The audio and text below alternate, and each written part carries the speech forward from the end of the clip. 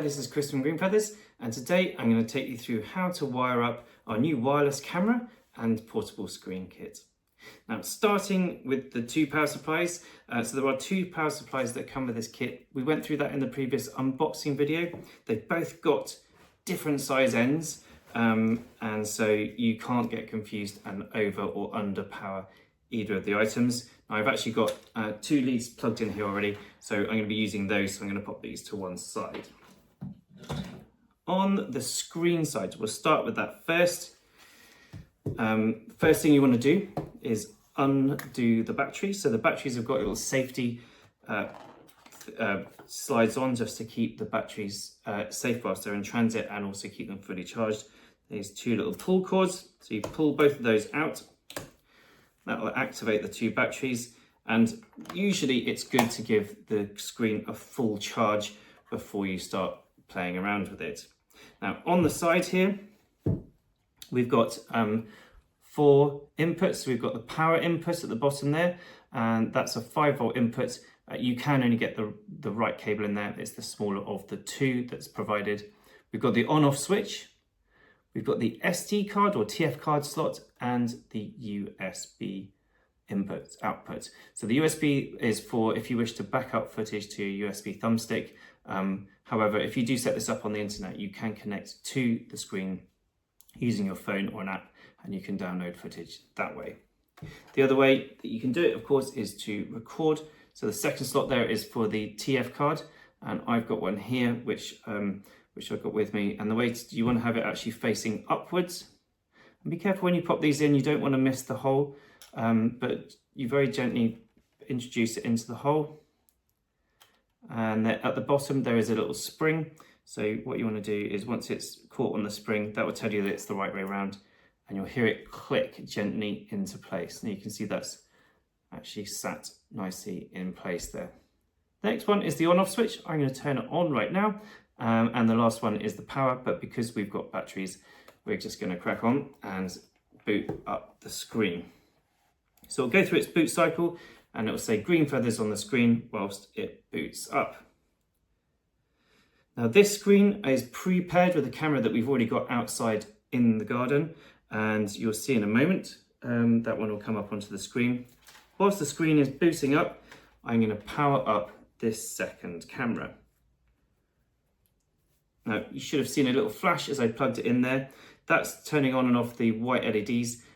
Those are the daytime LEDs that are used to give you the best image possible if you're using this in a Nest box. I'll show you a little bit more about that in a minute. But that little flash will just tell you that the camera's activated. Now, I'm a little bit closer to this so I can hear it is actually clicking. So it goes through a boot cycle that takes about 20 seconds or so for the camera to boot up. So do be patient with these. They won't come on the screen straight away. They do have to go through their own little boot cycle. Now, on these labels, the cables here, they're really clearly labeled. So the input on the power supply says 12-volt input, and then on the cable that we're plugging it into, it also says power in 12 volts. So you can't get that wrong. The other two cables that we have here are the light sensor. Now, as I talked to you before about the white LEDs, I'm going to demonstrate this for you now.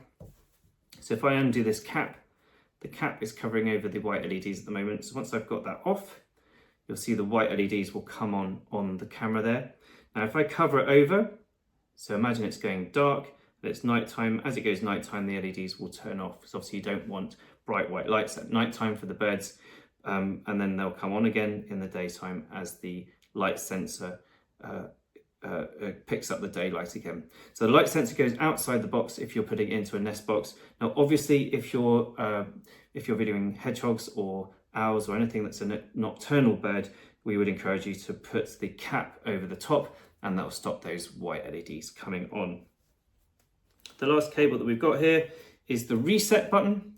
And what we do, if we're trying to pair this to a new screen, we'll send the camera through a boot cycle in a minute, and what it will do then is connect to the screen. So I'm going to press that and hold it now for 3 or 4 seconds. That will send the camera into a boot cycle. And now I'm going to take you through how to add it to the screen.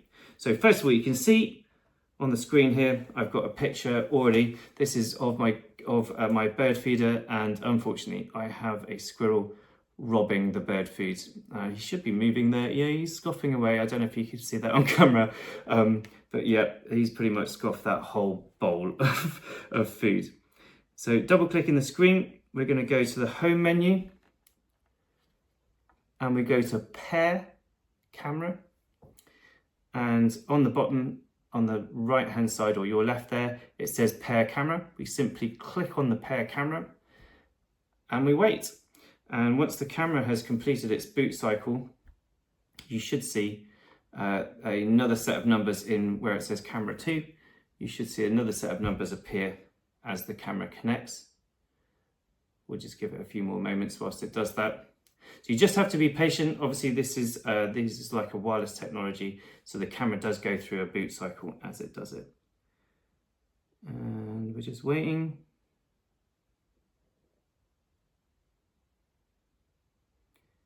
And it's just connected, so we can see the second set of numbers there.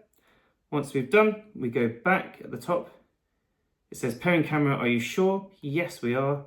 And we go back to the main screen, and then you can see the ceiling in the room that I'm in here.